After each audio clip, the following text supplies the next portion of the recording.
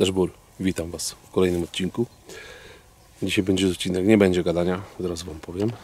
Dzisiaj czekamy na byka. Uważam, że jest to moje pierwsze tak naprawdę wyjście za bykiem w tym sezonie. Mamy 21 sierpień, czyli początek sezonu. Jak widzicie, jestem sam. Kamera jest w statywie. Jestem na ziemi, nie na ambonie. Ambona była kiedyś tam za kamerą 150 metrów. Wiatr ją przewrócił. Nie ma niestety gdzie usiąść. Za mną widzicie uprawę soi. Na tą uprawę soi wychodzą jelenie. Kto nie wie, o jakich jeleniach mówię, to proszę się cofnąć do jednego z wcześniejszych odcinków, gdzie polowaliśmy na rogacze w trakcie rui i tutaj tą marę nagraliśmy. Z racji tego siedzę sobie pod jabłonką na miedzy. Jest to drzewo na środku pola. No i zasiadłem. Jest godzina, słuchajcie, 18:30. Siedzę, zobaczymy, czy te jelenie tu wychodzą, czy nie wychodzą, czy gdzieś te jelenie się pokazują, czy jest ten mełkus, który interesuje mnie najbardziej. No i tyle. Posiedzimy tam na ambonie. Dalej siedzi kolega z koła. Obstawiliśmy jakby wyjście tych jeleni z dwóch stron i zaczynamy polowanie. Dla mnie ten sezon główny właśnie się zaczął. W tym momencie mamy jakby pierwsze wyjście za jeleniem bykiem. To już 21 sierpień. Za chwilę będziemy mogli polować na wszystko. Na temat odstrzału łań sobie porozmawiamy, ale to pewnie w jednym z kolejnych odcinków. Jeżeli dzisiaj po południu nam się nie uda tego byka strzelić, spróbujemy jutro rano z Michałem z podchodu. Zobaczymy, może gdzieś one, może tu wyjdą później, może dzisiaj wyjdą, może się uda upolować tego mełkusa, a jeżeli nie, to spróbujemy jutro z samego rana przyatakować. Mam nadzieję, że uda nam się te jelenie gdzieś tutaj spotkać. Także tak to wygląda. Posiedzimy, zobaczymy. One są ostoje, wybrały sobie bardzo często, zresztą to nie tylko w tym roku. Jest taki olchowy las, bardzo mokry, tam płynie sobie strumyk, ogólnie jest mokro, bagno i tam sobie leżą. Jest gorąco, słuchajcie, dzisiaj było tak w granicach 26 stopni, w słońcu podejrzewam, że przebiło 30 kreskę, natomiast tutaj jest w cieniu, myślę, że tam przy tej wodzie, w tych olchach jest im zdecydowanie chłodniej i tam sobie pomieszkują. Stamtąd wychodzą tutaj, ponieważ mamy ten okres, że mamy koniec sierpnia i jak dobrze wiecie, na polach została tylko kukurydza, buraki, gryka i ewentualnie soja. Cała reszta już jest pokoszona, więc zwierzyna się troszeczkę bardziej kumuluje. Już nie jest tak rozproszona, tylko już wybiera miejsca, gdzie na to żerowisko ma w miarę blisko. Także zobaczymy, co z tego wyjdzie, z tego materiału dzisiaj, ale posiedzimy. Mam nadzieję, że gdzieś nam te jelenie się tutaj pokażą. Najlepiej jakby były bardziej z prawej strony, bo mamy tutaj lepszą możliwość oddania strzału. Tak powiedzmy naprzeciwko. Później tutaj już z tym strzelaniem tutaj musiałoby być naprawdę blisko. I od razu Wam zapowiadam w tym materiale, że jeżeli dojdzie do sytuacji strzeleckiej, być może nie uda mi się samego strzału nagrać, tak? No bo może być z tym problem. No ale zobaczymy. Nie przesądzając, siedzimy spokojnie i czekamy. Do 20:30, 20:45 możemy sobie spokojnie tutaj siedzieć i obserwować przedpole, czy jelenie wychodzą. Także jak coś wyjdzie, to do Was wracam standardowo. Trzymajcie kciuki i wszystkim zapalonym jeleniarzom, tym, co czekają na to rykowisko, ja się zaliczam do tego grona osób, które naprawdę te 3 tygodnie września, powiedzmy od 10 września do 1 października poluję praktycznie codziennie, rano, wieczorem. To jest ten okres, kiedy może nie dużo strzelam, ale bardzo dużo poluję. Oglądam te jelenie, podglądam, chodzę, nagrywam, robimy materiały, bo mnie to naprawdę, dla mnie to jest, słuchajcie, święto w kalendarzu łowieckim, absolutne święto. Także trzymajcie kciuki i polujemy. Myślę, że będzie tych materiałów z rykowiska sporo, jak zawsze w Sudeckiej. Zobaczymy, co dzisiaj święty Hubert postanowi nam tu pokazać, ale myślę, że coś będzie. Także trzymamy kciuki i co się mówi, myśliwemu deszbur. Słuchajcie, są pierwsze jelenie. Dosyć szybko wyszły.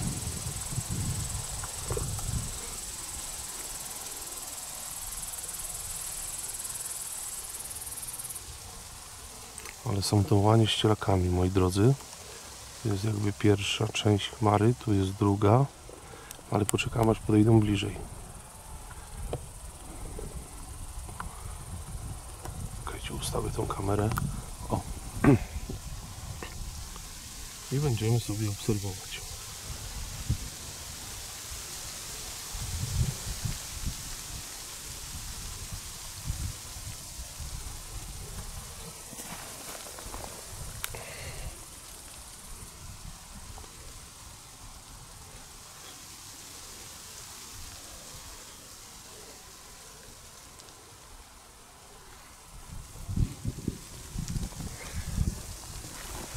Jak na razie, jak widzicie, są łanie z cielakami.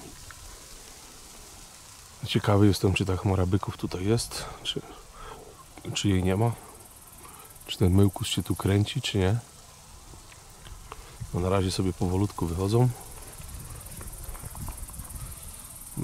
Poczekamy. Bardzo młoda godzina jest, słuchajcie. Jeszcze mamy czas.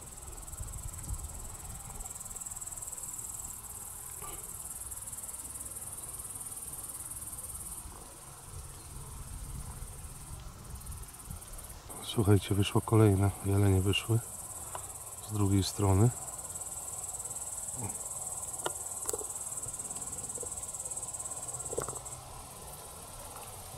Ale też łanie.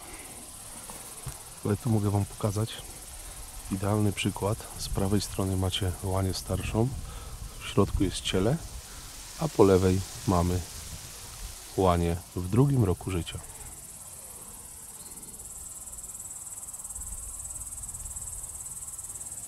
Idealnie widać dysproporcję, więc wydaje mi się, że będziecie mieli fajny materiał poglądowy, żeby zobaczyć. Do tych jeleni nie jest daleko, już Wam mówię, jest 150 metrów, ale możecie zobaczyć teraz właśnie, jak tak naprawdę wygląda łania w drugim roku życia, którą tak naprawdę w większości województw moglibyśmy strzelić jeszcze 22 dni temu. Ale myślę, że materiał poglądowy fajny. Tamta chmara jest z lewej strony zupełnie. Na razie jeszcze nie będę przykładał kamery, ale tutaj możecie popatrzeć. Nie ukrywam, że cały czas czekamy na tą część męską. Żeby ta jedna nam odeszła. O. Ale fajne ciele, naprawdę takie duże, wyrośnięte.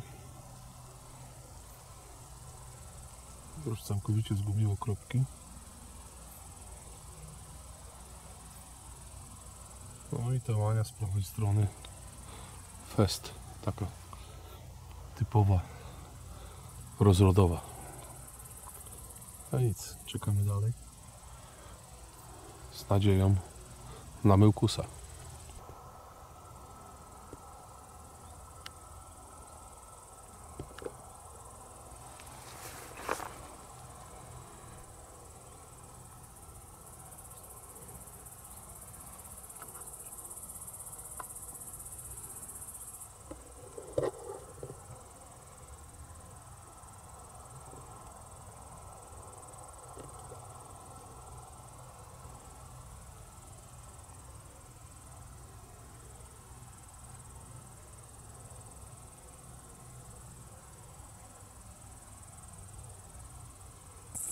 Wychodzą kolejne jelenie.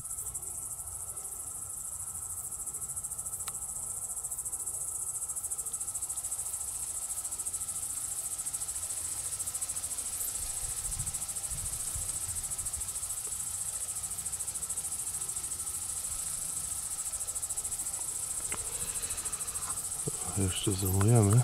O.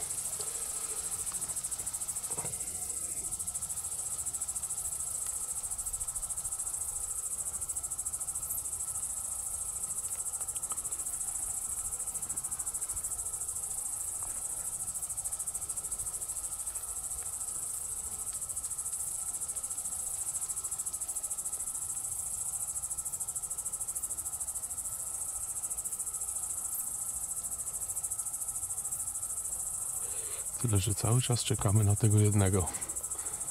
a tu niestety go nie widać.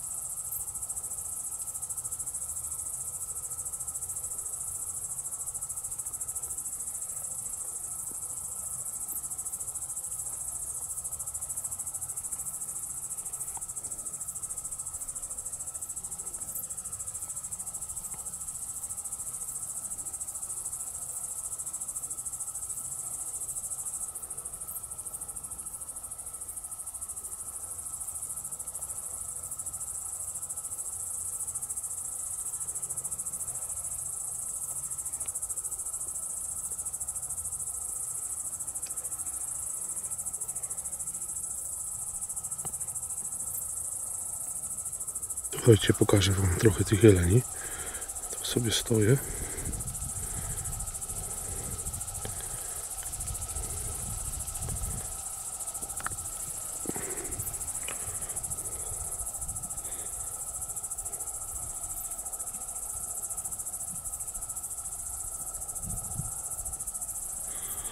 Ale myłkusa nie ma. Niestety.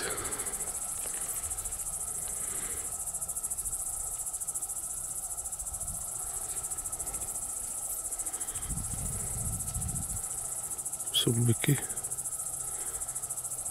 Tu są łanie. Ale czekamy jeszcze, bo jeszcze mamy z 20 minut polowania, może 25.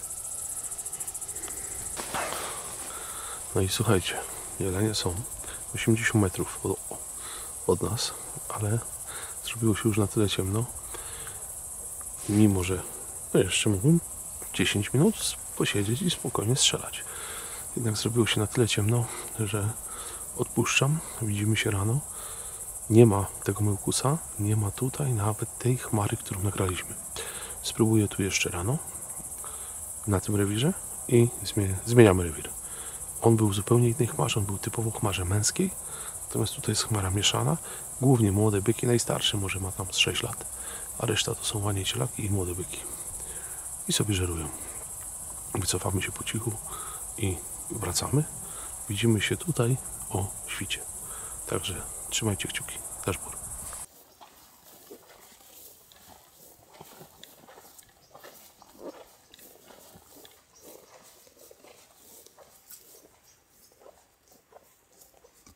Dashboard. Witam Was na porannym wyjściu. Tak jak Wam zapowiedziałem, jesteśmy z Michałem. Teraz z drugiej strony przyjechaliśmy. Jest chmara jeleni. Spróbujemy tymi krzakami przed nami podejść pod tą soję, jak się uda. I zobaczymy, co to są za jelenie. Czy są to te same, które wyszły wczoraj, bo to jest to samo miejsce, czy być może jest tam chmara z tym bykiem, którego szukamy. Także do jeleni mamy kawałek, ale mamy dosyć dobre podejście, dlatego zajechaliśmy zupełnie z drugiej strony. Nie przedłużając, ruszamy.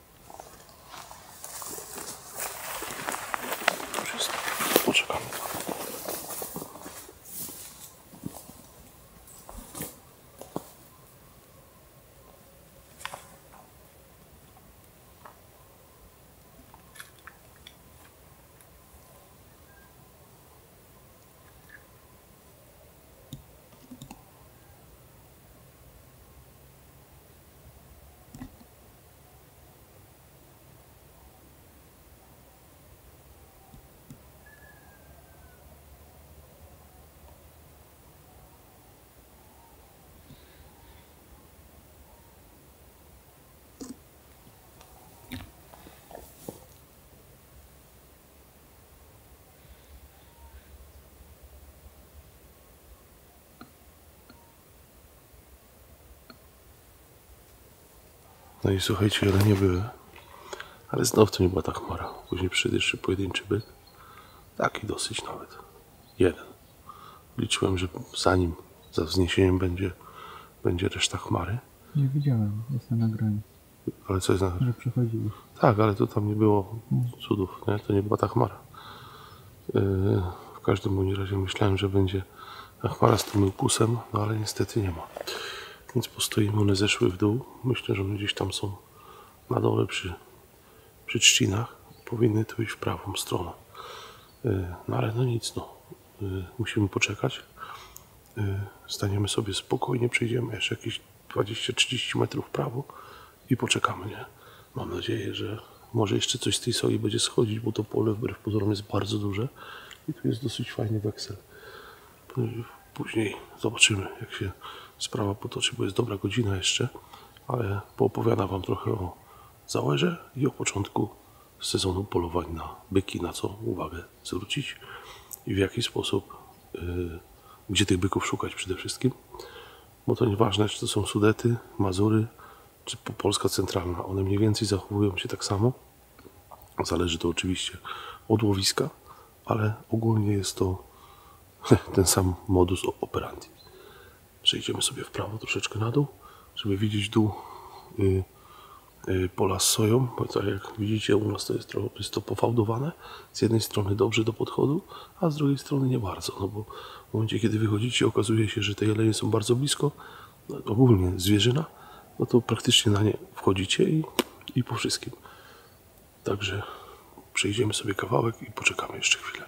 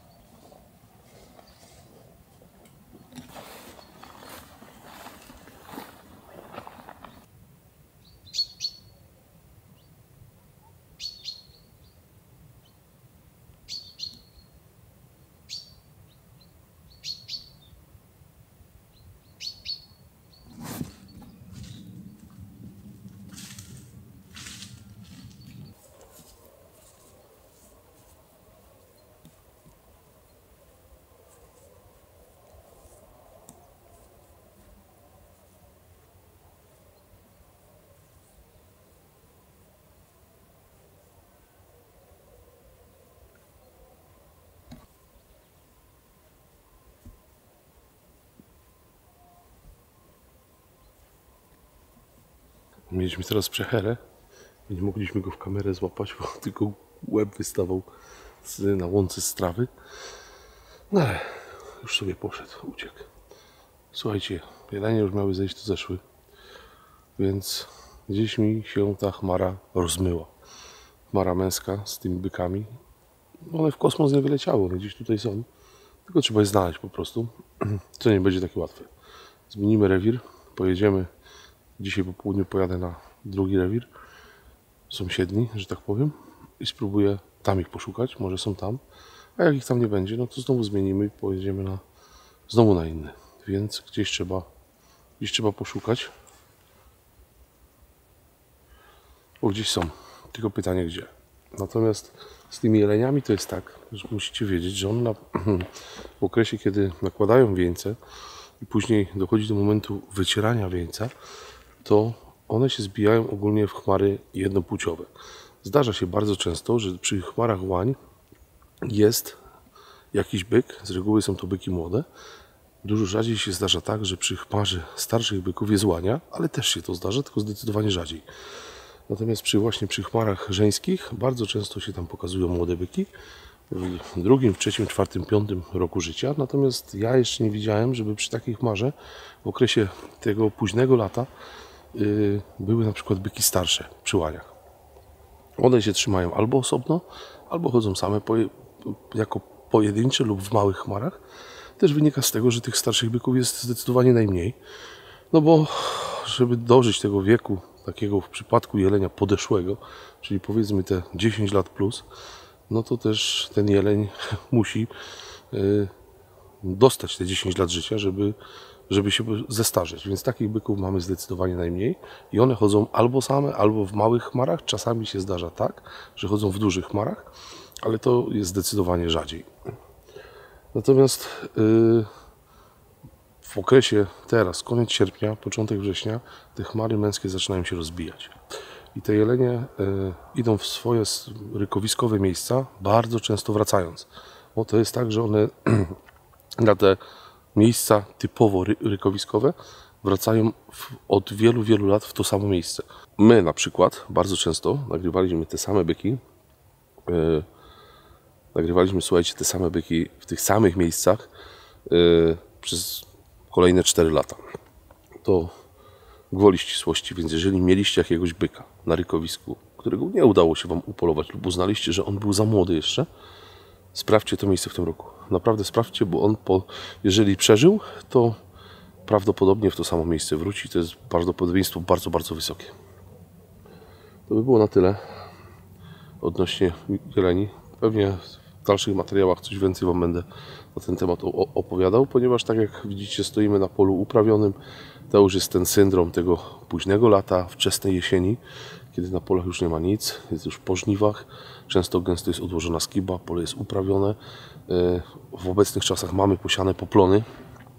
Tak naprawdę na polach zostały tylko kukurydze, gryki, jakaś soja i buraki, a większość upraw jest zebranych. Także mamy 80% pól posprzątanych i jest to taki sygnał, już taki powiedzmy nieodwracalny, że za chwilę będzie jesień. Pogoda, no dzisiaj jest ciepło, nie powiem, powiedzmy się z 18-20 stopni. Myślałem, że będzie trochę chłodniej, bo wieczorem jak wracałem, usiadłem jeszcze chwilę na tarasie, to było tak rzeźko. Natomiast liczyłem, że dzisiaj będzie chłodniej. Natomiast chłodno nie jest, jest po prostu ciepło. Więc tak to wygląda. Natury się nie zatrzyma. Ta jesień już się zbliża naprawdę wielkimi krokami. Myślę, że z biegiem czasu, jak będziecie oglądać odcinki, będziecie widzieli te za mną w plenerze wszystkie drzewa, które już zaczynają żółknąć. Także jesień za pasem. Niedługo wybierzemy się na kaczki. Wczoraj też jak tutaj byłem. I to jest właśnie to, co ja Wam powtarzam wielokrotnie. Moi drodzy, jeżeli jesteście w łowisku często, Wy wiecie, co się dzieje. Tutaj na środku pola jest taka kałuża. To jest takie zagłębienie terenu, które bardzo często jest podmokłe. No i wczoraj siedząc tutaj wieczorem za bykiem, oglądałem co chwilę, jak lądowały kaczki tam. Znaczy nie tyle oglądałem, co słuchałem, bo było to za moimi plecami, ale już wiem, że jak na zloty można sobie tutaj na spokojnie przyjść, stanąć, poczekać i jakąś kaczuszkę na rosół strzelić. Więc powiem Wam, że jest to obcowanie i bycie na co dzień w łowisku daje Wam możliwości dużo, dużo większe od tego, że na przykład przyjedziecie okazjonalnie raz, usiądziecie na ambonie jakiejś, wymyślicie sobie i się okazuje, że tam nic nie wychodzi, bo struktura upraw jest zupełnie inna, zwierzyna się przesunęła, nie wiem, 500 metrów dalej, kilometr dalej. Dlatego ja na przykład też udaje nam się nagrać dla Was tyle ujęć zwierzyny, praktycznie polując w jednym terenie, dlatego, że przede wszystkim ja tu jestem często. Widzę, jak od wiosny do wiosny, jak te uprawy się kształtują i ja wiem, gdzie tej zwierzyny należy szukać. Więc ja wiem, że nie wszyscy mają dużo czasu, ale im częściej będziecie w łowisku, nawet nie na samym polowaniu, ale można przyjechać, nie wiem, na grzyby, można przyjechać wiosną na zrzuty, można przyjechać na polowanie, można przyjechać na prace gospodarcze. Fotopułapkę rozwiesić. Dokładnie, na przykład fotopułapkę powiesić, przejechać inną trasą, bardziej okrężną, zobaczyć, co się dzieje i naprawdę daje Wam to możliwości, nie wiem, takie wglądu ogromne. Mi to w moim przypadku przynosi to efekt taki, że macie tyle nagrań, że nam się udaje nagrać po prostu jelenie, udaje nam się nagrać dziki, daniele, sarny, po prostu wsio, dlatego, że mniej więcej, no nie jest tak, że dokładnie wiemy, ale mniej więcej potrafimy określić miejsce i teren, rewir, gdzie ta zwierzyna się znajduje.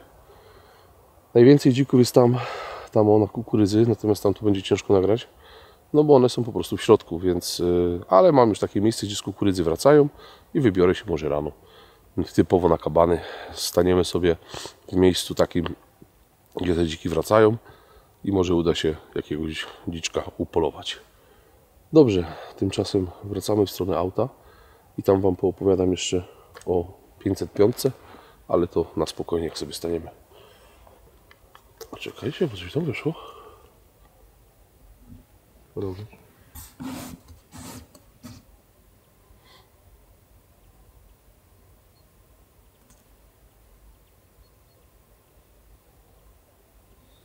Młodziutki. Mamy jeszcze kozła w odstrzale. Wszak łownego. Pamiętajcie, że jak macie odstrzał byka łownego, kozła łownego, to możecie w zamian za to strzelić selekta, tak? Więc tak to wygląda. Natomiast ten to młody, bardzo młody kozioł i daleko jeszcze nie będziemy strzelać. Także widzimy się jeszcze na krótko. Poopowiadam Wam o 505, moje pierwsze wrażenia, ale to mamy czas.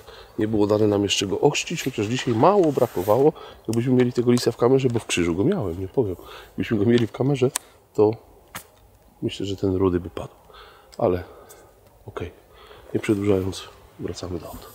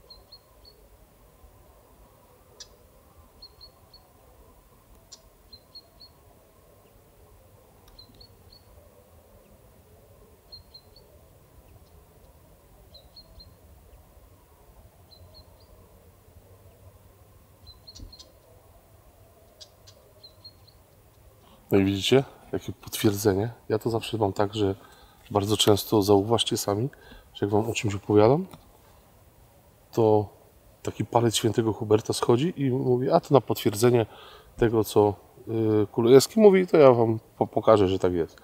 Ten byk był najprawdopodobniej w chmarze, po prostu był w chmarze męskiej i te chmary zaczęły się rozbijać już, tak? I on już sobie chodzi sam.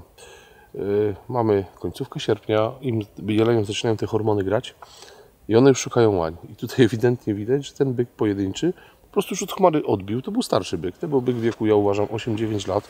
Było widać po linii grzbietu, po grubości karku, jak on szedł. Teraz mieliśmy fajnie pokazane, bo on sobie powoli przez to pole schodził do lasu i można było zaobserwować. Nie była to żadna potęga, to był byk w granicach 5 kg, obustronnie koronny. I myślałem, że coś pójdzie jeszcze, ale niestety na razie nic nie idzie za nim, więc nie będziemy tutaj dłużej czekać. On już przeszedł przez to pole i zszedł, ale taki fajny, poglądowy obraz byka w wieku 8-9 lat, który od chmary odbił i te starsze właśnie odbijają od chmary pierwsze. Więc im starszy byk, tym od tej chmary męskiej, byczej, że tak powiem, odejdzie jako pierwszy, tak? I one już się udają w stronę rykowiskowych miejsc i ten już gdzieś tam będzie sobie podążał w tamtą stronę. Także widzimy taki widok jeszcze, idziemy dalej. No byk za mną. Co? Trzy byki idą.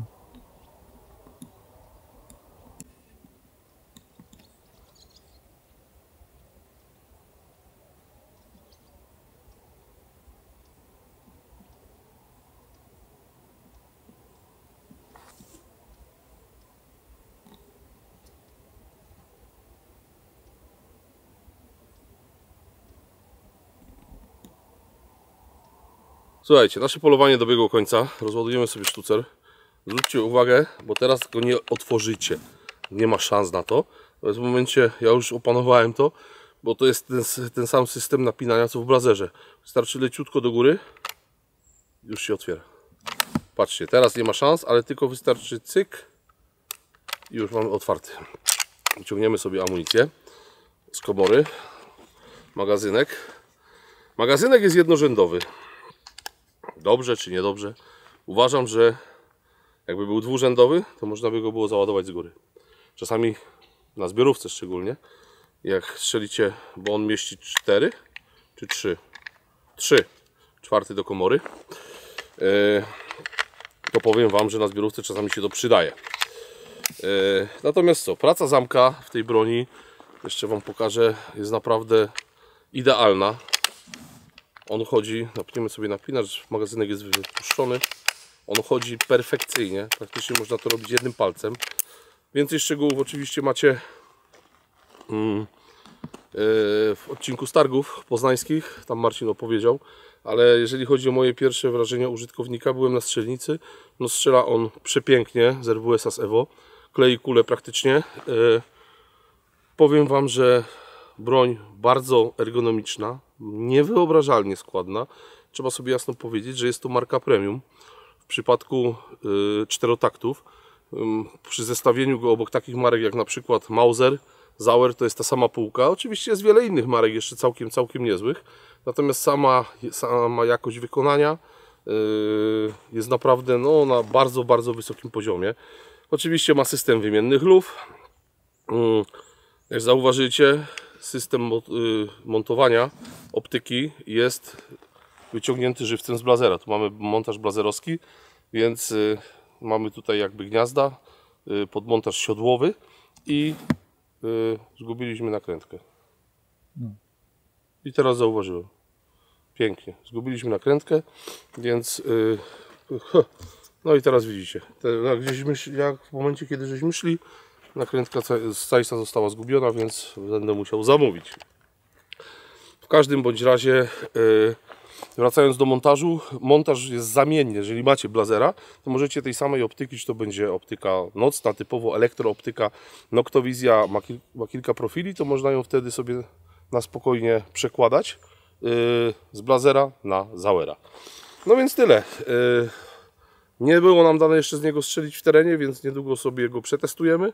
Mam nadzieję, że uda się coś upolować do kamery.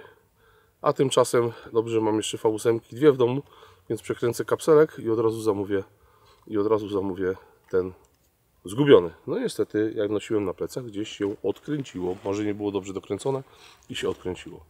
Także tyle. Widzimy się w kolejnym odcinku. Ja Wam mówię daszbur i do zobaczenia. Mam nadzieję już, że niedługo z Myłkusem na rozkładzie. Daszbur.